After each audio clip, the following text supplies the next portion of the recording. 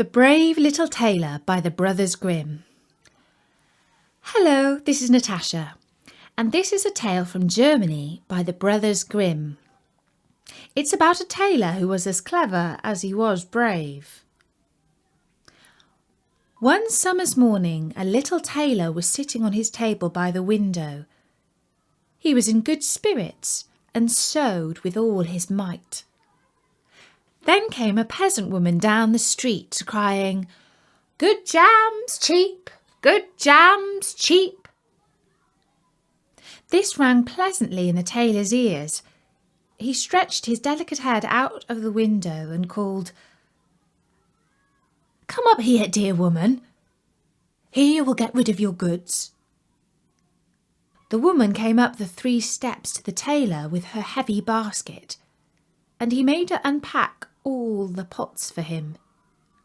He inspected each one, lifted it up, put his nose to it, and at length said,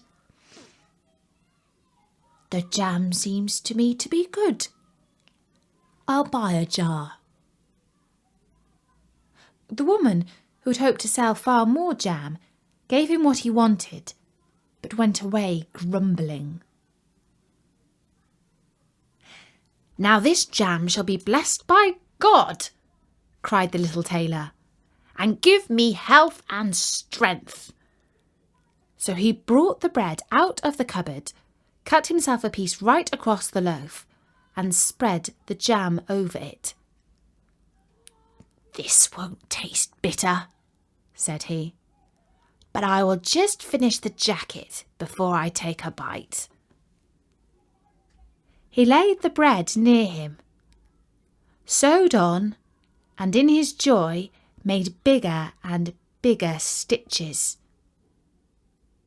In the meantime, the smell of the sweet jam rose to where the flies were sitting in great numbers, and they were attracted and descended onto it in hosts. "Hey, who invited you?" said the little tailor, and drove the unbidden guests away. The flies, however, understood no German, and came back again in ever-increasing companies. The little tailor at last lost all patience, and drew a piece of cloth from the hole under his work-table, and saying, "Wait, and I will give it to you," struck it mercilessly on them. When he drew it away and counted, there lay before him no fewer than 7 flies, dead and with legs stretched out. The tailor looked at the flies that he had killed, and could not help admiring his own bravery. "The whole town shall know of this," he said. And the little tailor hastened to cut himself a belt, stitched it, and embroidered on it in large letters, "7 dead at 1 stroke." "What, the town? The whole world shall hear of this," he exclaimed, and his heart wagged with joy like a lamb's tail. The tailor put on the girdle and resolved to go forth into the world, because he thought his workshop was too small for his valour. Before he went away, he looked round the house to see if there was anything which he could take with him. However, he found nothing but an old cheese, and that he put in his pocket. In front of the door he observed a bird which had caught itself in the thicket. It had to go in his pocket with the cheese. Now he took to the road boldly, and as he was light and nimble, he felt no tiredness. The road led him up a mountain, and when he had reached the highest point of it, there sat a powerful giant looking peacefully about him. The little tailor went bravely up, spoke to him and said, "Good day, comrade. So you are sitting there overlooking the widespread world. I am just on my way there and want to try my luck. How about you? Come with me?" The giant looked contemptuously at the tailor and said, "You wretch! You miserable creature!" "Oh, indeed," answered the little tailor, and unbuttoned his coat and showed the giant the belt. "There may you read what kind of a man I am." The giant read, "7 dead at one stroke," and thought that they had been men whom the tailor had killed, and began to feel a little respect for the tiny fellow. Nevertheless, he wished to try him first, and took a stone in his hand and squeezed it together so that the liquid dropped out of it. "Do that," said the giant, "if you have strength." "Is that all?" said the tailor. "That is child's play," and put his hand into his pocket, brought out the soft cheese, and pressed it until the liquid ran out of it. The giant did not know what to say, and could not believe it of the little man. Then the giant picked up a stone and threw it so high that the eye could scarcely follow it. "Now, little mite of a man, do that." "Well thrown," said the tailor. "But after all, the stone came down to earth again. I will throw you one which shall never come back at all." And he put his hand into his pocket, took out the bird, and threw it into the air. The bird, delighted with its liberty, rose, flew away, and did not come back. "How does that shot please you, comrade?" asked the tailor. "You can certainly throw," said the giant. "But now we will see if you are able to carry anything properly."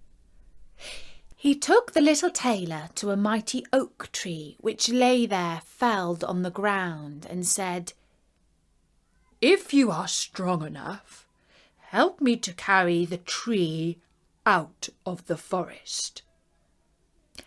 "Readily," answered the little man.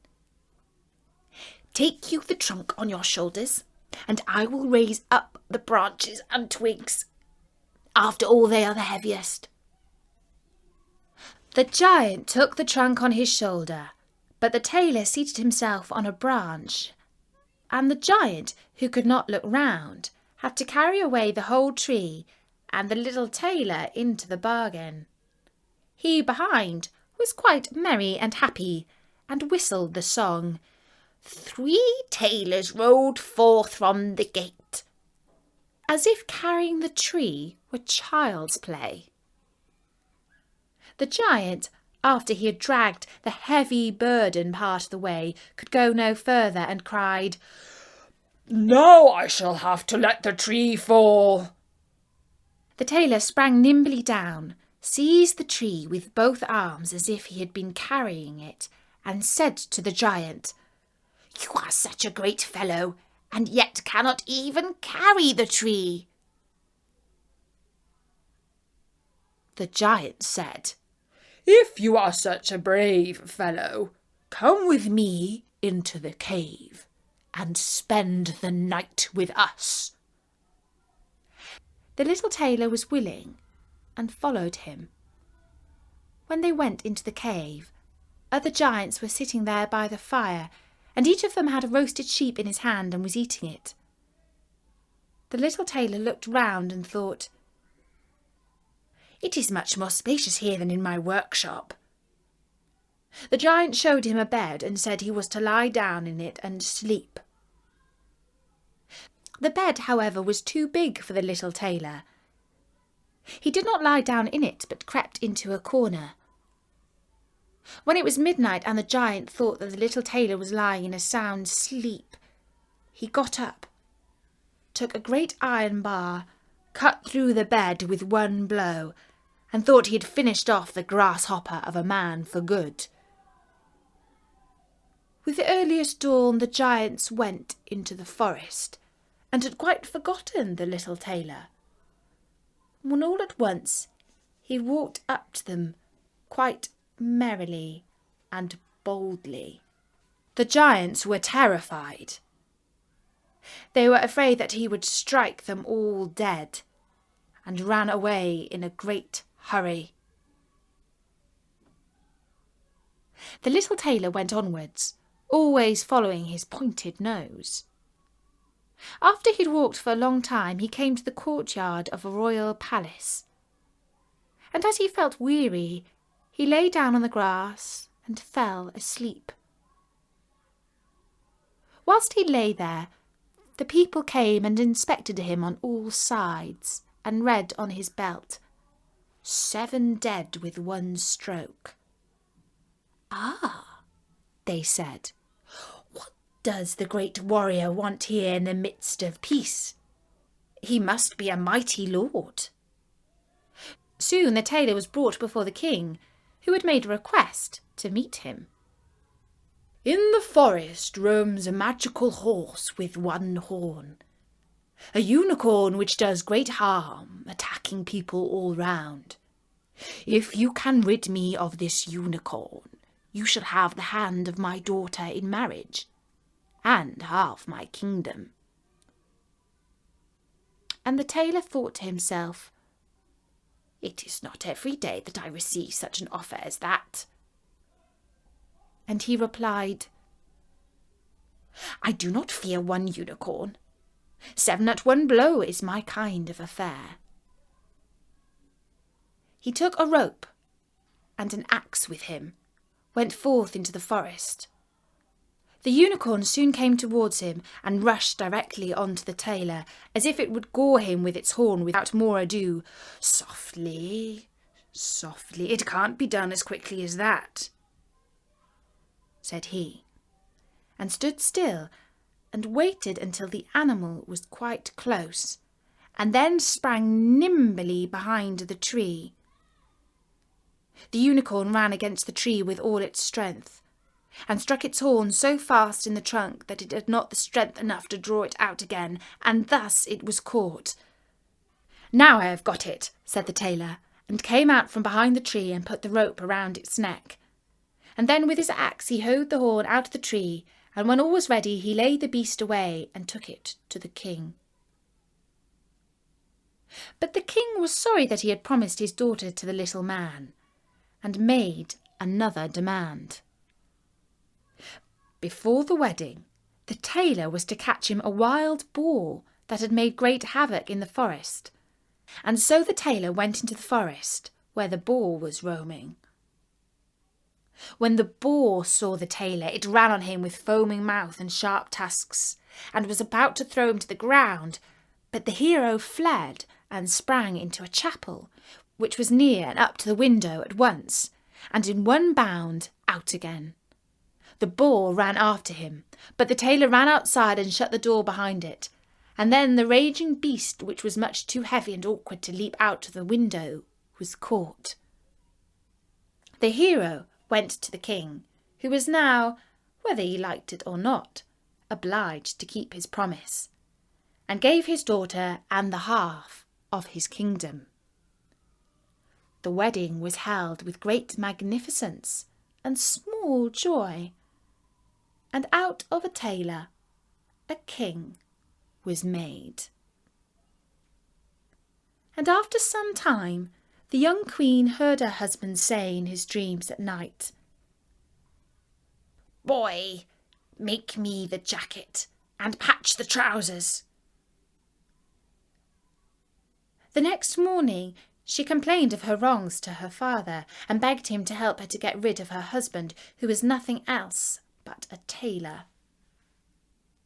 The king comforted her and said, "Leave your bedroom door open this night, and my servant shall stand outside, and when he has fallen asleep shall go in. Bind him, and take him on board a ship which shall carry him into the wide world." The woman was satisfied with this, but the king's armour-bearer, who had heard all, was friendly with the young lord, and informed him of the whole plot. "I'll put a screw into that business," said the little tailor. At night he went to his bed with his wife at the usual time, and when she thought that he had fallen asleep, she got up, opened the door, and then lay down again. The little tailor, who was only pretending to be asleep, began to cry out in a clear voice, "Boy, make me the jacket and patch the trousers. I smote 7 at one blow. I bought away 1 unicorn and caught a wild boar. And am I to fear those who are standing outside the room?" When these men heard the tailor speaking thus, they were overcome by a great fear, and ran as if the wild huntsman were behind them, and none of them would venture anything further against him. And so the little tailor remained a king to the end of his life. And that was the tale of the Brave Little Tailor by the Brothers Grimm. I do hope that you enjoyed it. And don't forget, there are loads more stories at storynori.com. Until next time, from me, Natasha, bye-bye!